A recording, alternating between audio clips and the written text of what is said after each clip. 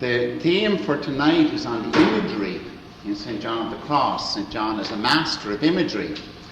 And I think the original idea was that I would show some photographs of certain images, that St. John has, like the eagle, the fountains, the flowers, and the shepherd and all that.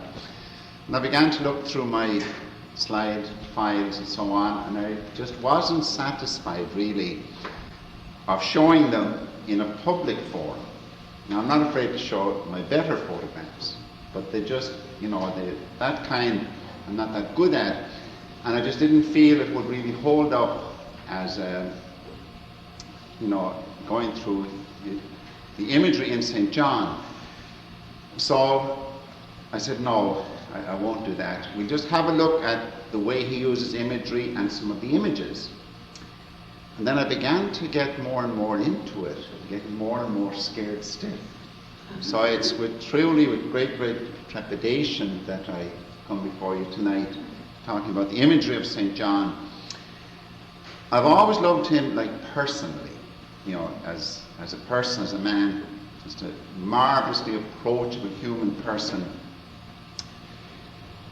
I've always loved his drawing of Christ, which you have, I've given it to you there, and also his poems, his poetry. I've always loved that very much, and I'm not a philosopher. Father Colin is a trained philosopher, I'm not. And I've always had kind of difficulty with St. John, like his style and that ponderous style. So I said I'll keep away from that, and in looking at the poems, and I find the need of what's he saying about it, and looking at his commentaries, especially the Canticle and the Living Flame, I began getting new interest really in his prose, in his writing. So I've already benefited greatly from preparing this, and really kind of a whole new interest in wanting to study him much more again. I say his prose, his explanations of the poems. Now, as you know, to understand St. John, his poetry and his writings, we need to know a little bit about him. And so I'd like to begin with something about as a human person, as a contemplative, and then as an artist, because that's what we're looking at especially tonight, is the images that St. John uses. And this is part of his artistic response, or his effort as an artist to explain what he has experienced. So, please say appropriately, I'm in great fear and trepidation, and in no way speaking as an expert. I think the major dominant factor in his life is one of deprivation, and yet in that, an extraordinary experience of love. His father was from a wealthy family, married a young girl who was like the maid in the house where the father used to stay. And she was a weaver, and he fell in love with her. And his family then renounced him because he was marrying below his station. And they had to go, they had to leave. And they really were very, very, very poor, just the two of them, but they were married for love. Then they had 3 little children, 3 boys, which St. John was the youngest. Then the father died. And here was the mother. She now had 3 children. She was a widow. She went to her husband's family for help in their desperate need. And the family, we don't know you. They just rejected them. So then she went as a migrant weaver, to different towns. And her little son, the second boy, died probably of malnutrition. The older boy, Francisco, is kind of slow. That's very obvious. And some think it's, from that malnutrition as a child. St. John was very smart, but a very tiny little fellow. Some think again it was that didn't have the proper food growing up. But they really lived very, very poor. They're, really migrant workers, destitute. Something like the Okies, the Dust Bowl, that kind of people going from place to place. And the little boy, as they died of malnutrition, they think. And then the mother had to put John in an orphanage. And there they began to study. He was a smart kid. There's no doubt about that. The people he was there realized that he had a terrific gift of collecting alms, but also tremendous love for the sick. And so they began to put him working in the hospital. Then he'd go out and he'd collect alms for the hospital. And at the same time he was studying. He was getting an education. That was one thing the mother did want for him when she saw the kind of brains he had. The hospital he was in was for men who had syphilis. So, John, the great doctor of love and all that, has no illusions of the aberrations that can happen. But he grew up there, say, really poor, very, very poor. His family extremely poor, depending on the help they were getting from anyone and everyone. And yet, he experienced that love of his brother and his mother. It was there. The Jesuits trained him, gave him really a free education. He was always grateful to the Jesuits, although in a sense he never trusted them. He tells St. Teresa, this is a sign again of the maturity of St. John, the humanity, that he was nobody's fool. He wrote and said to St. Teresa, make sure if you're dealing with the Jesuits, you get it in writing. He said, don't tell them that you don't have anything else in mind. Let them think you have another place. So you can tell them afterwards, once you've signed the document, then tell them this is the only thing you want to. Don't trust them unless you have it in writing, because they'll say something else later. So, for say, they're great enough for the Jesuits, but he'd been trained well by them. But say he grew up in that really poor, but a tremendous sense of the love of his mother and his brother, and then his brother's wife. And also the kindness of the Jesuits, and then the kindness of a relative who did help him in his education. Then he became a Carmelite. He got his degrees at Salamanca University. Then he was ordained a priest. It was very moving. His mother and his brother and sister-in-law, were at his first Mass and received Holy Communion from him. But he wanted a deeper prayer life. From the very beginning you can see an intelligent person, a man who studied the poetry of Spain and the classics. He was like a matured, cultivated and cultured mind. But he wanted a deeper life of prayer. And he asked if he could go to the Carthusians. And then he met St. Teresa when she was found in the convent at Medina del Campo, and she convinced him to join the Carmelites. So then he went off, had another year of study, and then eventually started the reform of the Carmelites. The one thing he was very aware of was that with God you didn't need too much else. And he was also very much aware you didn't need other things. He's not one of these vague, up in the air, unreal people, very, very, very real. He began though, and they began to eliminate a lot of unnecessary things, getting to essentials. That became one of his dominant really guidelines, that with God you're everything. See, because he had experienced love in the midst of deprivation. And so he has that almost horror of clutter, but also tremendous sense of, God is everything, and in God you can find everything. So anyway, he became, the Carmelite reform started, and then, various things happened. Then the whole question of obedience came up.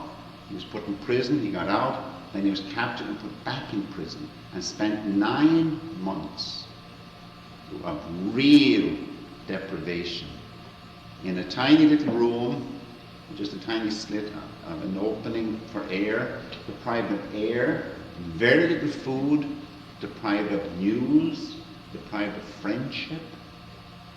He was brought on every Friday and he was whipped, for being disobedient. He said, I'm not disobedient. He said, yes, you are. And there's this whole thing. Now, in that terrific deprivation, he even asked for paper to write. They wouldn't give it to him. He asked to say Mass on the Feast of Our Lady. They wouldn't let him. Everything that he loved, and especially news of the others, or not knowing if they knew where he was. And his health was beginning to break down.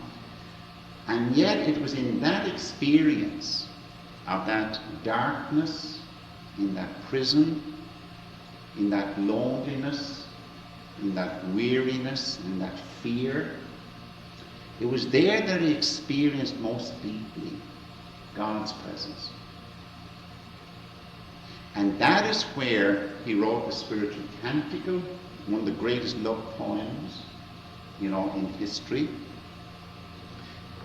He wrote The Dark Night of the Soul, and he wrote some other little poems. But the Spiritual Canticle and The Dark Night were written in that experience of deprivation, you see, because he was experiencing God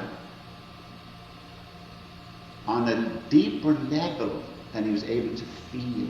I mean, he was feeling lonely, he was feeling abandoned, he was feeling rejected, and yet he was experiencing the presence of God. And he came to that realization that you can experience and possess God and be possessed by God, even when that other suffering is there.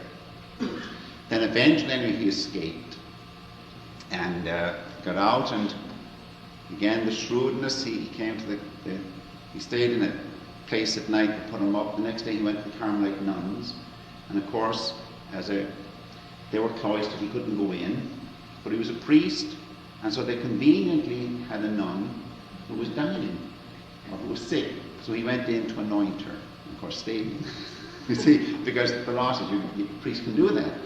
And they hid him there, and when the people came to arrest him, and the nun said, how could you imagine that there'd be a man inside in the convent? So anyway, he escaped, and then he went down to Andalusia and got his health back, and then he became superior. He became one of the provincial councillors, the vicar provincial for Andalusia. There he began to give lectures to the nuns. He became superior of the houses, very, very busy. He spent an awful lot of his time walking, either in the hills, but especially going to give lectures to the nuns. We'd also take the students on hikes up the mountains. But they figured out, thousands and thousands and thousands of miles that he walked on these journeys. And in those journeys through beautiful countryside, he's absorbing the beauty of creation. And it's amazing, and I just gave you a little handout, and that's just some of the images. That's from Alison Pier's. That's Alison Pier's edition. Just some of the images that he uses, but his sensitivity to creation and to the beauty of nature and the little aspects of various things, like it talks about the little bird, it keeps its face to the wind, kind of thing. Its beak to the wind, just as the soul, in love with God, is always kind of facing God. He's all those little things that there are five characteristics of a sparrow, and we'll go through them. He's obviously a man who is very absorbed in nature and has become part of it and one with it. Okay. So then he would go to the nuns, give them talks, lectures, and he would sing his poems that he'd written. He'd sing the poems for them. And then of course they'd say, well, what's that about?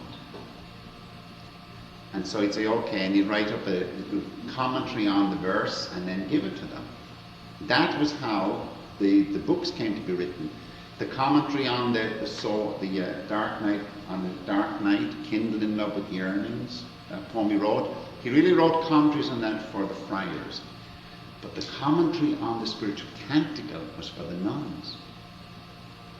And then there was a lady, Dona Ana de Penalosa, and she asked John to write another poem, because when he'd finished the spiritual canticle, she wants it, like, tell us more about when the soul is really united with God, kind of has married God, and God is the spouse, the beloved, and what happens. So he wrote for her the poem, The Living Flame of Love. We'll look at that later tonight. He wrote that, then he wrote the commentary to explain what that was about for her. So for a lot of his life there, down in Andalusia, that's when he created his greatest works. He was much calmer, things were getting more settled in the order, but he was a very, very busy man.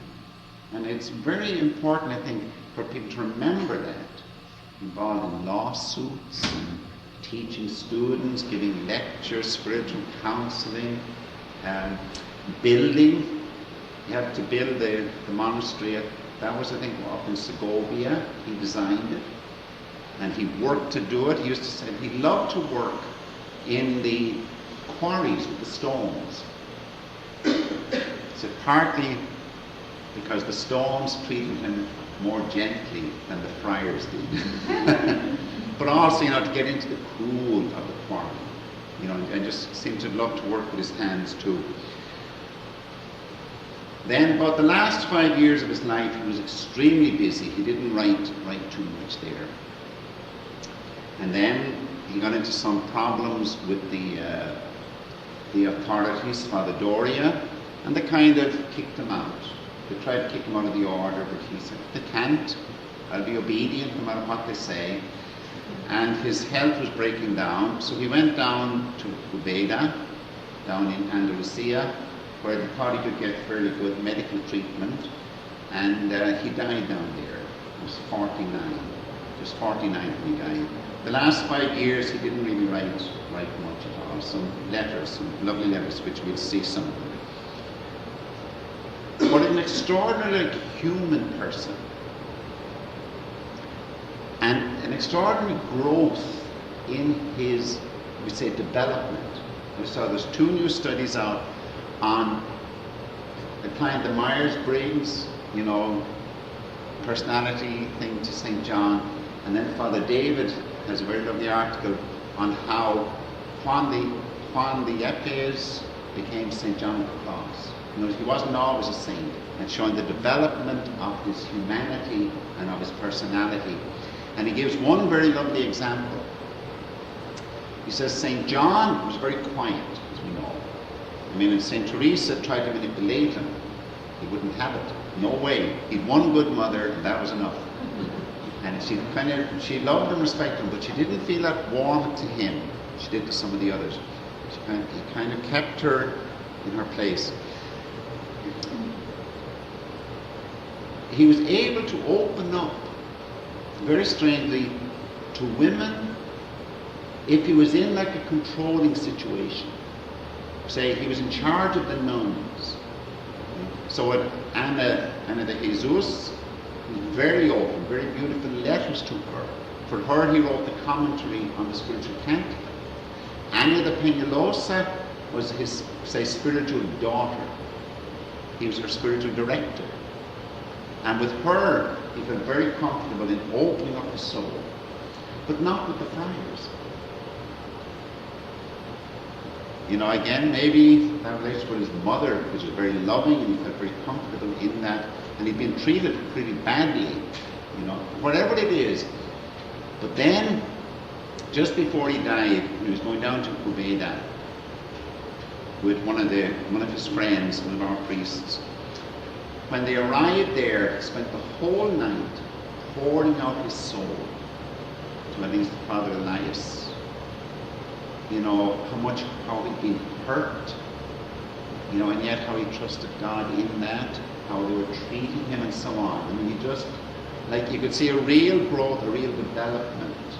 He was becoming more fully human, more fully integrated, more not scared to open up everything. See, whereas beforehand, with certain women he could do it, but not with the other men. But then I said towards the end, so that's just kind of one example. An extraordinarily human in his weaknesses and in his strengths. And a man who was very much loved by the nuns especially, but also by the friars. And one proof of that is they always re-elected him. He was always, until the last couple of months or few months of his life, he was always elected to some position of authority. Whether the house, or to the students, or the novices, or a provincial councillor, or whatever. That they all had that great trust and confidence in him, and a real love for him. And he drew that out of them. So I say there's a marvellous humanity in him. But I think really more than anything else is that extraordinary sense, of being loved by God and loving God. And how everything else kind of fitted into that. If he found love in others, as he did, the nuns loved him, many of the friars loved him, some hated him, he was able to take that in his stride and kind of just move along, that said, it's one of the loveliest passages, when he wrote to the nun, to Mother Anna, saying, don't be worrying about the way I'm being treated. I'm getting now what I always wanted to get. That was a bit of peace and quiet. When he had been kicked out, said, I know I'm like a rag thrown in a corner, but so what? Now I can get what I always wanted. Okay? He said, what they're doing is wrong. Again, that balance of St. John. He said, but God knows what he's doing, and God is using them for his own good. God always brings good out of evil. That had been his experience too, we say. God brings good out of evil, and even in suffering and in evil, he always found God. So he said, if there's no love, he said, no, where there's no love, put love. And then you can draw on it. It's a very famous passage of St. John. Okay, so I say that experience of deprivation is very closely linked to see with his experience as a contemplative. Now, obviously, he was always kind of intelligent, kind of quieter, and did really like to be alone, in prayer. I mean, he had that gift. It's always been there, but not off in a corner on his own. I mean, he liked those times and spent those times. But he always was very active. Say, whether as a young nurse in the hospital, as a young boy, studying, preaching, teaching catechism to the kids and doing it well or whatever. Teaching scripture to the students, teaching lectures to the nuns. Always busy, but at the same time a very deep, reflective, prayerful person. And through the experience of his mother's love, and then the experience that kind of colored everything, the experience of God's love in his tremendous loneliness and rejection and the cross of various kinds, even like when his mother died, finding God all the time. So he's one who has a very deep experience of God, and the experience that this was a gift from God. See, and that is really what contemplation is. It's a knowledge of God. It's knowing God. But it's a knowledge that comes through experience. It's an experience, obviously, being touched by God, being united with God, knowing God, being loved by God. That is not just having an idea of that experience, or not just having an image even of it, or the right words to express it. In other words, you can't, because it's something deeper. It's that experience in love, not just in knowledge. It's the experience of being loved and of loving. It's an experience that John is trying to explain that, trying to share that with others, what he has experienced. And the reason he's doing that is because he knows that others have also experienced God, but need some guidelines. And that's why he wrote these. The nuns were asking him, you see, to explain what he'd experienced. And in the prison, he tried to express those deep, deep feelings, deep experience of God expressed themselves in lyric poetry. You see. And that is why he wrote the commentaries. Also, as he says in the Living Flame, there's a long passage on dumb spiritual directors, who when they meet other souls who've had this deep experience, he said they're like blacksmiths. Instead of being tender and gentle and allowing the Holy Spirit to lead them, he said they're like blacksmiths. He said, and they're even the kind that don't hit the nail but hit the shoe. And that's why he wrote those. And that's why someone like St. Therese, the little flower, when she was 18 and 19, read nothing else but St. John of the Cross. You see, because her experience was resonating. See, what he was saying was resonating. And St. John says that. It's like Louis Armstrong, if you ask me what is jazz, you'll never know. The very fact you have to ask me what it is, he said, means you'll never, there's something that you experience and know experientially. And St. John has a whole passage on that, about this way of God communicating with the soul, is that it cannot be used in words. And St. John uses all these imagery and all these expressions, knowing that they do not express fully what he's trying to say. He says it cannot be done. He says, but those who have experienced it, they will know. They will know. He's very strong in that in a number of places, that as people have experienced it. And that is why you find out some people just fall to St. John like a duck to water. It's speaking their language. It might be only through the poems.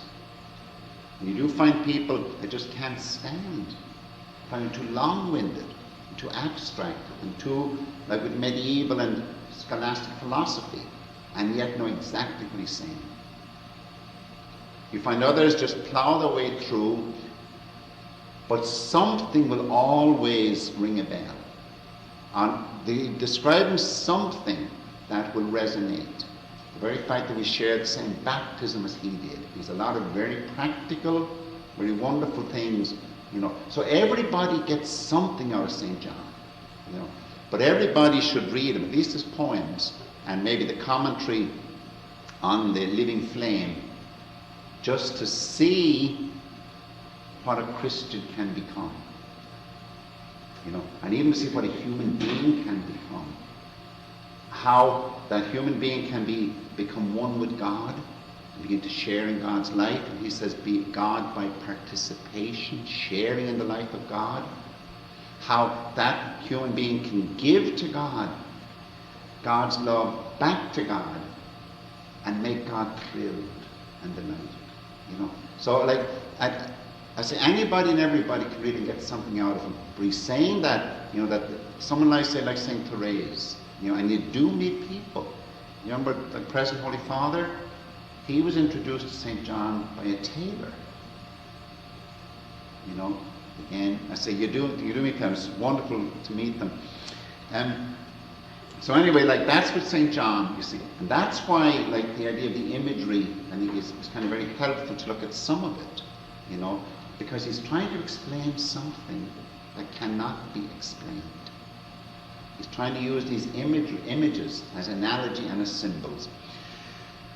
I'll just say another little thing then, and then we go on to look at that aspect of analogy and symbols, which is what we're looking at tonight. Okay, now St. John, as I said, we looked at kind of that humanity and that approachableness and those struggles as a human being that he had to go through, and dealing with very practical, real issues, lawsuits, buildings, looking for a house, finding some of the friars needed to be straightened out, having to go to straighten them out.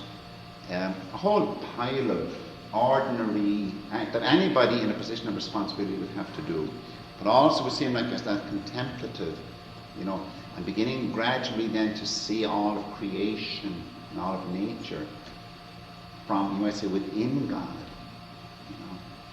And then as an artist, I would say, there's a very wonderful saying, I don't know where I came across it, but it was that if St. Francis of Assisi did not have the detachment, which would be like, what's that word, dependency, that concept of dependency, today the dependency and codependency, well, John would call it like attachment, depending on something, we call that attachment.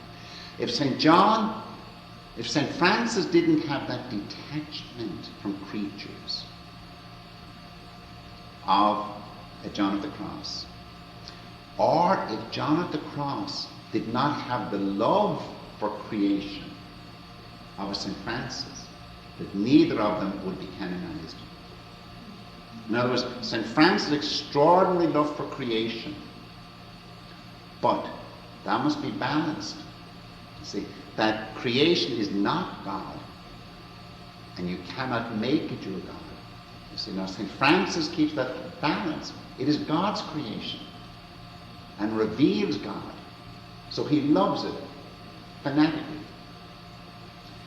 If St. John of the Cross, who pulls back, said it is not creation and it can become your God, if that wasn't balanced with an extraordinary love for it, as God's creation and what it reveals of God, then like one would be an idolatrous sentimentalist, and the other would be a misogynist, sadomasochistic nature hater, and probably especially woman hater, whatever in nature that can kind of cause us trouble, cause him trouble. We say, the balance. No, St. John is that wonderful balance.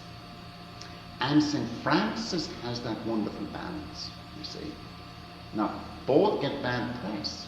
And St. Francis, the original hippie, and St. John is this, the doctor of the cross and abnegation and the doctor of the nothing. You have to be balanced, you see. But it's in God, he said, that they find the balance. So St. John, as I say, has that love of nature, that love of words, love of various aspects of creation. We will see a few of them. But he reacts to nature. He reacts to to creatures in an artistic way. Now, what happens kind of goes through John. It's something happens there. It might be, say, the beautiful scenery. It might be a song, anything goes into him and then affects him.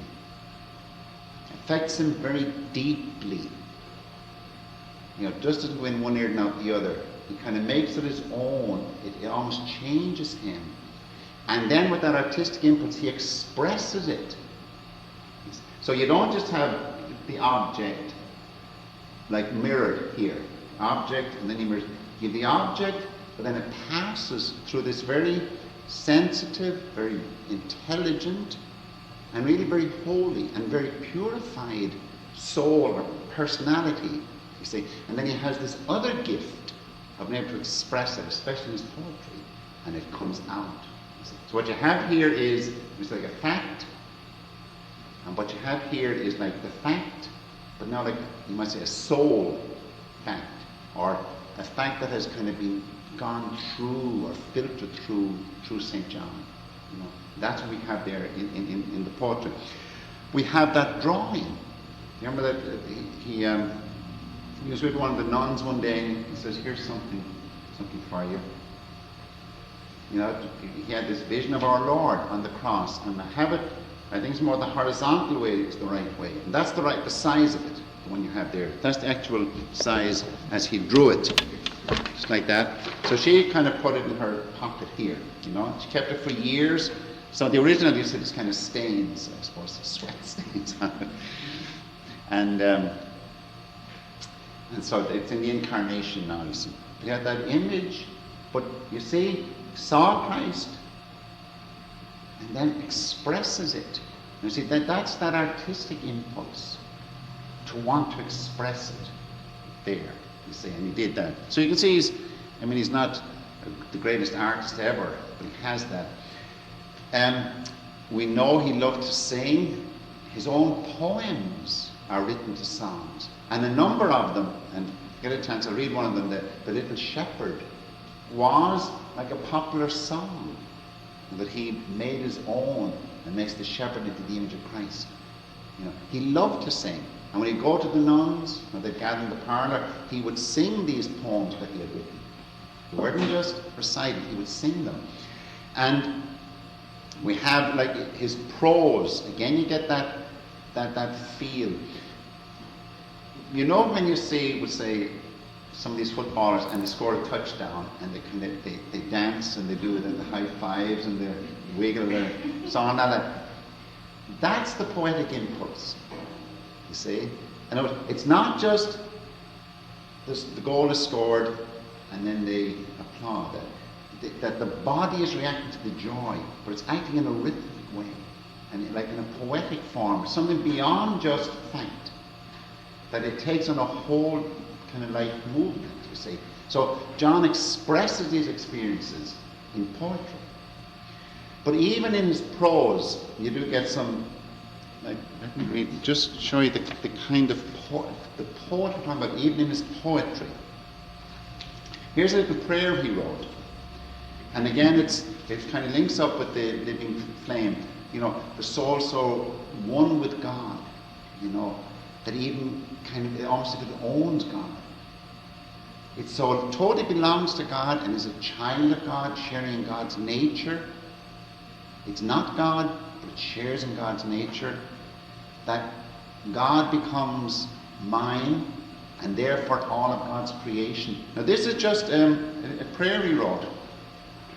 Mine are the heavens, and mine is the earth. Mine are the nations, the just are mine, and mine the sinners. The angels are mine, and the mother of God, and all things are mine. And God himself is mine and for me, because Christ is mine and all for me. See, that's just prose. But you get the sensitivity of the man who is just kind of just caught up into poetry. Or here's another little prayer. This one I think you know well. O blessed Jesus, give me stillness of soul in thee. Let thy mighty calmness reign in me. Rule me, O thou King of gentleness, King of peace. And then there's a famous situation when he was with the students at Christmas. You know, and they had like the posada, where they bring the statue of the infant, and they saw John, and he was dancing along the corridors, singing his heart's content with the infant. Just the extraordinary response, you see, to God's love for him and for humanity in the whole mystery of Christmas. You see, but again, his response is not just, isn't that wonderful? You see, the thought of that penetrates him so deeply, you see, that it kind of bursts out into the dancing and the singing. So, I said, they're just some examples, like his drawing, his prose. An architect, as we know, he designed the building, did little drawings. That one, he also this drawing, and he used to give this to almost all the nuns. You know, he'd draw this for them. It's not extraordinarily good. This is kind of a more stylized version of it. Of the journey to God is like going up a mountain, and how you can be distracted all the different times, different ways, but going up and then reaching the summit of the mountain. See, that's where all the peace and the joy, all those virtues, the gifts of the Holy Spirit he talks about. So he was a man that liked to put it down, as you see in the drawing. He liked to express things, you see, to create externals, and that is the artistic instinct, artistic spirit. But it's what happens in here, the depth of what is experienced, you see, that is important, and that is worthwhile.